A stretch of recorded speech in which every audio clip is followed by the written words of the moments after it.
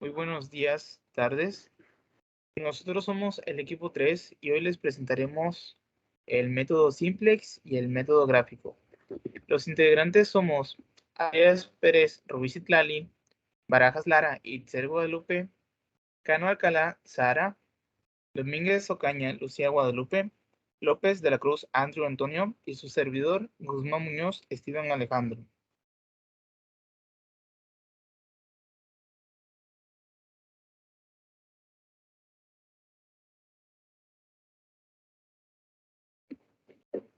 Ok, empezaremos por el método simplex.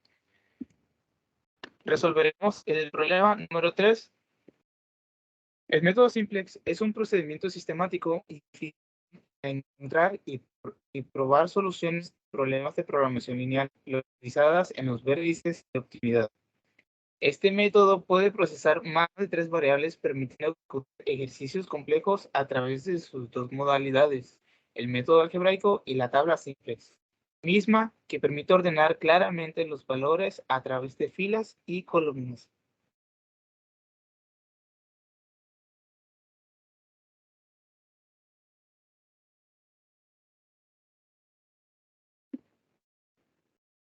En este caso, tenemos un problema de optimización y específicamente hablando, es una maximización, en donde tenemos una función objetivo en Z y tres restricciones. Y como siempre, hay desigualdades. Y la idea de este método es romper dicha desigualdad, que para este caso tenemos como variables básicas x1, x2, x3 y x4. Además de ellas, tendremos variables de holgura, que es una variable que se va a crear y que genera una igualdad en dicha restricción. Porque si queremos que las extracciones sean iguales a sus coeficientes de restricción o elementos que están dentro de la fila de la solución de dicha restricción, tendremos que agregar una variable ficticia a la que llamaremos variable de holgura, obteniendo así una variable S1 para la primera restricción, una variable S2 para la segunda y una variable S3 para la tercera.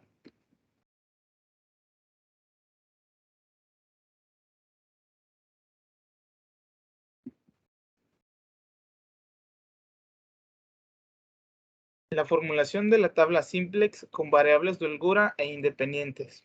Aquí en esta parte es donde ubicamos nuestros elementos de la función objetivo junto con las variables de las restricciones, ubicando la igualdad de de z igual a 0, poniendo sus demás elementos en negativos, colocando asimismo las variables de holgura correspondientes a la primera restricción como 1 en S1, 0 en S2 y 0 en S3. Y así consecutivamente. En la segunda restricción tenemos a S2 con 1 y S3 con 0 y S1 también con 0. En la tercera tenemos una S3, S1 tenemos como 0, S2 0 y S3 1. Luego identificamos las variables de entrada y de salida, que para empezar ubicamos nuestra columna pivote. ¿Cuál es la columna pivote? Ok, dentro de nuestra tabla simplex es aquella columna con el valor más negativo en la fila de la función z. En este caso tenemos al menos 3, ubicada en x1. Consecuentemente tendremos a la fila pivote. ¿Cuál es la fila pivote? Es la fila que tenga el menor valor luego de dividir la constante de la restricción entre la variable de la columna pivote. Tenemos 50 entre 5 igual a 10, 24 entre 7 igual a 3.2485 y 30 entre 3. Y como valor, el valor menor es el 3.24, ubicado en la intersección de S2 y X1.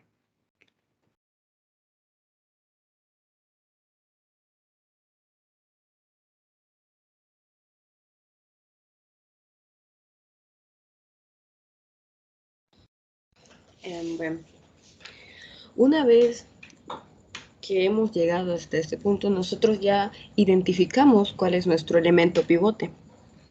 En este caso, nuestro elemento pivote es la intersección entre la columna y la fila pivote, siendo así el número 7. Como consiguiente, nosotros vamos a proceder en buscar la manera de que nuestro procedimiento sea mucho más sencillo a la hora de hacer nuestras sumatorias cuando estamos buscando que todos los elementos que están por arriba de nuestro elemento pivote sea igual a 0. ¿Cómo vamos a hacer esto? Bueno, si bien nosotros vamos a dividir toda la fila de las variables de salida entre el valor del elemento pivote. Como aquí podemos observar, esto sería 0 entre 7, que nos da 0, 7 entre 7, que nos da 1, 4 entre 7, que nos da 0.57, 9 entre 7, que nos da 1.29, 1 entre 7, que nos da 0.14, 0 entre 7, que nos da 0, 1 entre 7, que nos da 0.14, 0 entre 7, que nos da 0, y 24 entre 7, que nos da 3.42. Teniendo así nuestra nueva fila pivote. Habiendo convertido ya nuestro elemento pivote en 1 para facilitarnos nuestras operaciones.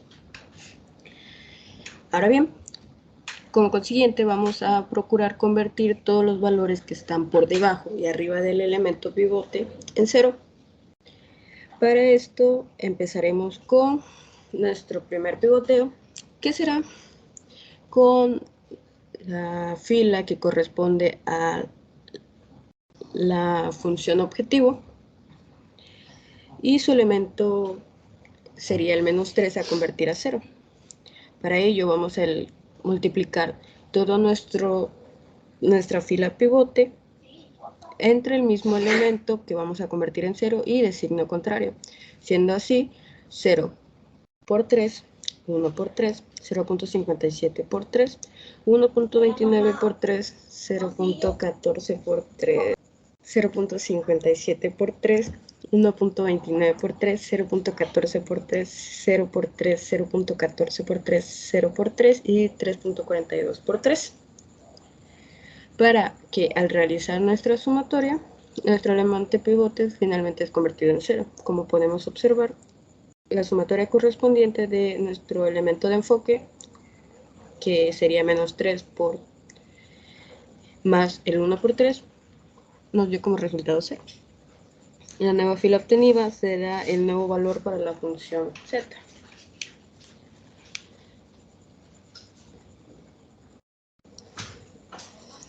Y bien, vamos a repetir este procedimiento las veces que sean necesarias.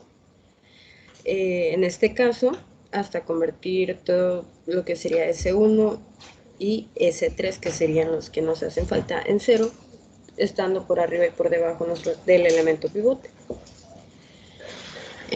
Aquí, como podemos observar, procedemos con que el elemento que queremos convertir en 0 es 5, por lo cual tenemos que multiplicar toda la fila pivote por el mismo elemento y con signo contrario, para como procedente hacer su sumatoria y obtener lo que sería nuestro elemento igual a 0. Aquí tenemos que nos dio 0 por 0 más 0, 0. Ay, no sé, no, que no sé. En el consiguiente obtuvimos nuestro objetivo. En el siguiente tenemos en la sumatoria menos 1.85, 0.55, 2.3, 1, menos 0.7, 0 y finalmente 32.85. Ahora bien, procedemos con nuestra última fila pivote, en la cual tenemos que convertir como objetivo nuestro 3 en 0. Para esto vamos a multiplicar nuevamente toda nuestra fila pivote por el mismo elemento y con signo contrario, teniendo así 0 por menos 3, 1 por menos 3, 0.57 por menos 3, 1.29 por menos 3, 0.14 por menos 3, 0 por menos 3, 0.14 por menos 3, 0 por menos 3 y 3.42 por menos 3, para que al hacer la sumatoria podemos observar que cumplimos con nuestro objetivo, que era convertir nuestro elemento en 0, dando así como resultado nuestro nuevo renglón para S3. Y finalmente tenemos lo que sería nuestra primera iteración, formulando así nuestra tabla con los valores ya cambiados y pivoteados respectivamente, convirtiéndose en 0 por arriba y por debajo de nuestro elemento pivote y cambiando nuestras soluciones y algunos elementos de nuestra tabla inicial.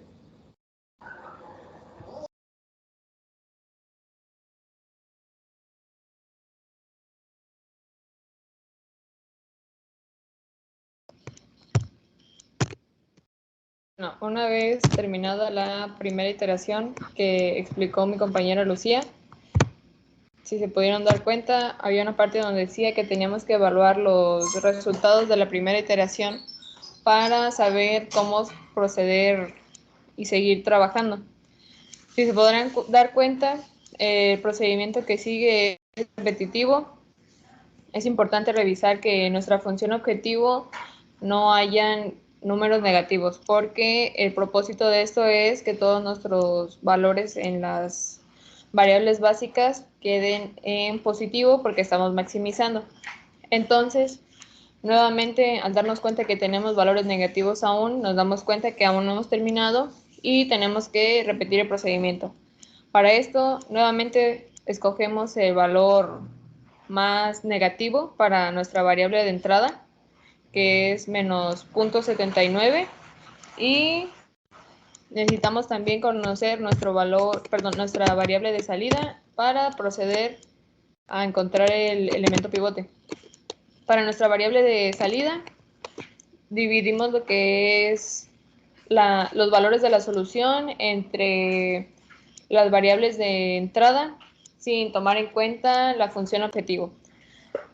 Para eso necesitamos dividir 32.85 entre menos 1.85 y nos da un valor negativo de 17.75. Hacemos lo mismo con los siguientes valores, pero solamente que tomando en cuenta el renglón en el que estamos.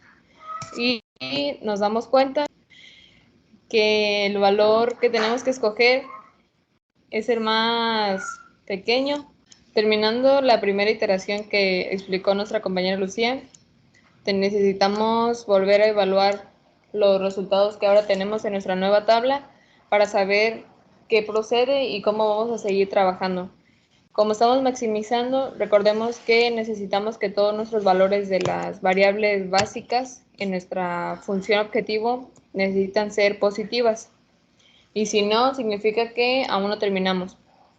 Como se dan cuenta, aún tenemos dos valores negativos, que es el de x2 y x4. El de x2 es menos 0.79, x4 menos 0.58. Y entre estos dos valores nos dice la regla que necesitamos utilizar y trabajar con el valor más negativo, que en este caso sería el de x2. Una vez que identificamos esto, nos damos cuenta que esta es nuestra variable de entrada. Ahora, para la variable de salida necesitamos dividir lo que es la solución entre el valor correspondiente a nuestro renglón en la fila o columna, de nuestra variable de entrada, que en este caso sería 32.85 entre menos 1.85. El resultado nos da menos 17.75. Y al hacer las siguientes operaciones nos damos cuenta de que un valor es negativo y entonces se descarta. Y de los otros dos valores que nos quedan, pues el más pequeño es 3.72, que corresponde al renglón de S3. Entonces esa sería nuestra variable de salida. Ahora, para el elemento pivote, quedamos en que es el elemento que queda en la intersección de nuestras fila de variable de salida y columna de variable de entrada, que es 5.29. Pero para poder trabajarlo mejor en las siguientes operaciones necesitamos que nuestro elemento pivote sea igual a 1. Entonces para esto necesitamos convertirlo, pero no se puede no se puede convertir así nada más. Al momento de convertir necesitamos hacer y aplicar esta operación para todo el renglón para que se mantenga lo que es la igualdad, para que los valores no cambien.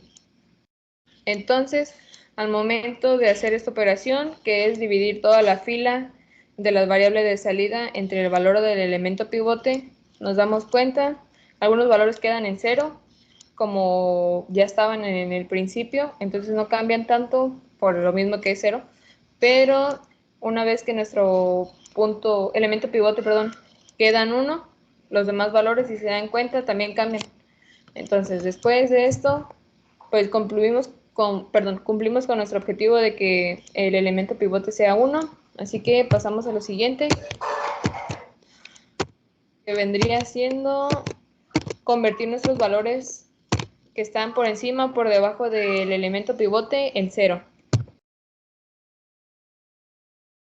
Para esto necesitamos hacer las operaciones similares a las que hicimos en la primera iteración, solamente que ahora con los valores que tenemos. Necesitamos convertir nuestro menos 0.79 en 0, nuestro menos 1.85 en 0 y 0.57 en 0 también. Ok, para eso vamos a hacer las siguientes operaciones, que comprende lo que es la multiplicación de nuestro renglón que queremos, donde está el elemento que queremos convertir, por su valor del elemento que queremos convertir, pero con signo negativo, y después se le suma al renglón original para obtener el nuevo renglón. En el caso de z, tenemos que, como mencionaba anteriormente, el valor que queremos convertir en 0 es menos 0.79, entonces todo el renglón se multiplica por 0.79. ¿Por qué? Porque ya cambiamos el signo. Después de hacer las multiplicaciones, como pueden ver, se suma el resultado de la multiplicación más el renglón original para obtener el nuevo renglón. Una vez obtenido, se repite el procedimiento con los demás renglones que faltan, y una vez que tenemos ya todos nuestros valores en 0, volvemos a armar nuestra tabla donde tenemos los datos ordenados, que básicamente sería el resultado de la segunda iteración.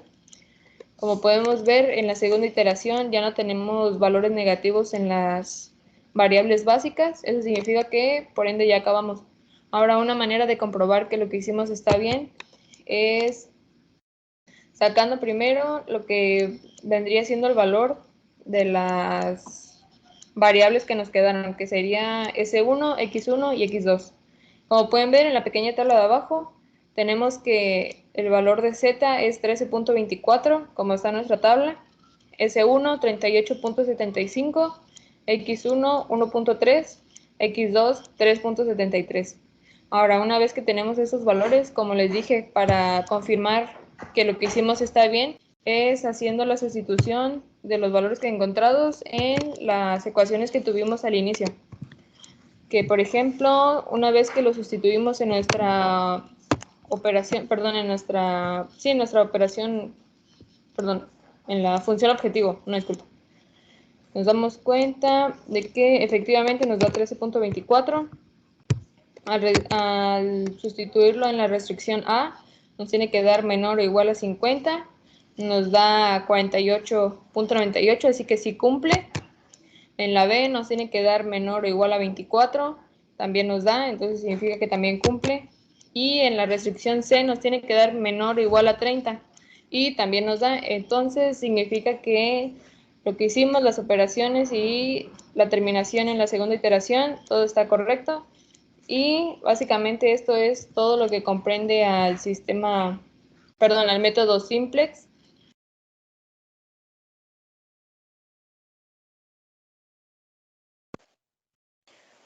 El método gráfico se usa cuando, al verificar las restricciones, estas tienen hasta 3 variables de decisión. Si se pasan de 3 variables, la restricción no puede ser resuelta con dicho método. Una de las ventajas de este método es que no importa el tipo de restricción o desigualdad.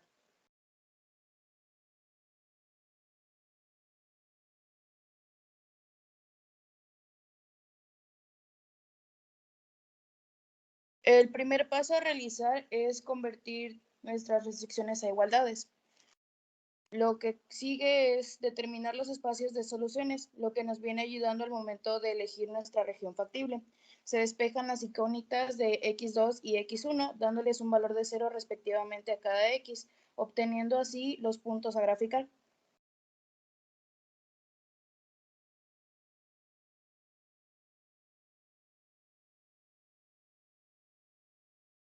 Bueno, como comentó mi compañera, despejamos las incógnitas de ambas ecuaciones, así como la restricción A y la restricción B, x1 y x2 se igualan a 0 para sacar los puntos para graficar en las ecuaciones.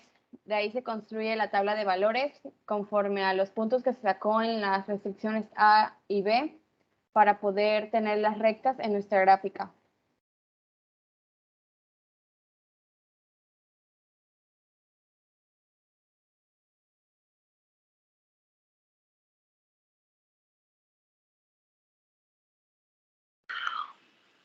Ok, una vez visto todo lo anterior, tenemos que graficar todas las restricciones de acuerdo a la tabla de valores. Como vimos en la tabla de valores anterior, tenemos la restricción A, tenemos dos puntos, tenemos el punto A y el punto B. Tenemos en el punto A las coordenadas 0, 90 y en el punto B las coordenadas 60, 0. Una vez localizados estos puntos en la recta, trazamos una línea y esa sería nuestra recta F. Luego tenemos la restricción B, que también tenemos dos puntos. Este sería el punto C y el punto D. En el punto C tenemos las coordenadas 0, 80 y en el punto D tenemos las coordenadas 80 y 0. También localizadas una vez más, hacemos una línea y tenemos la recta G.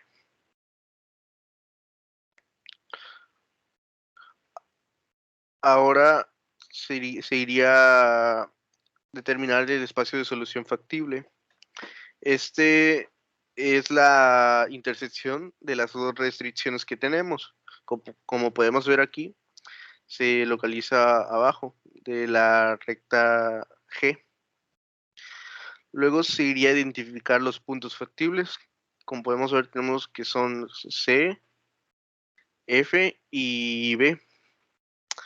Esos serían nuestros puntos factibles. Luego sería graficar la función objetivo, que sería, tenemos que maximizar Z. Entonces proponemos el valor a Z, que sería 1.500.000.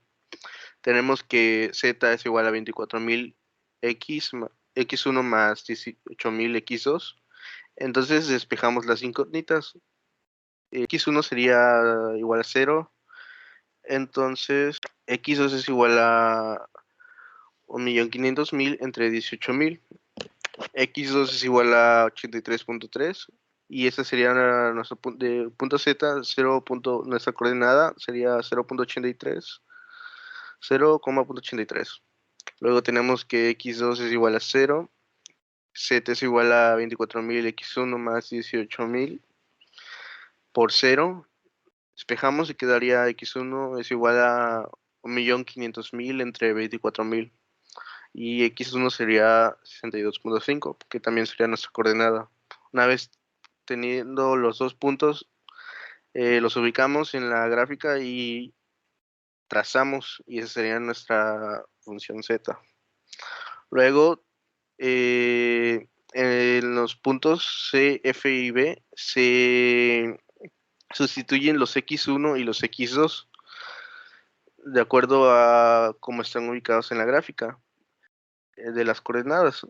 En el punto C tenemos 24.000 por 0 más 18.000 por 80, que eso nos da 1.440.000. En el punto F tenemos 24.000 por 20 más 18.000 por 60, que sería 1.560.000. Y en el punto B tendríamos 24.000 por 0 más 18.000 por 60, y eso sería 1.440.000. Y este sería todo en cuanto al método gráfico.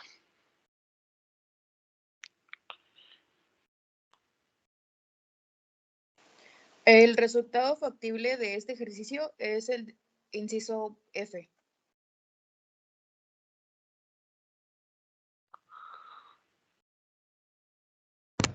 Bueno, y correspondiente a lo que es el ejercicio que explicamos mediante dos métodos distintos, escogimos estos métodos porque son, en lo personal y como equipo, creemos que son de los más rápidos y sobre todo más fáciles tanto de entender como de explicar,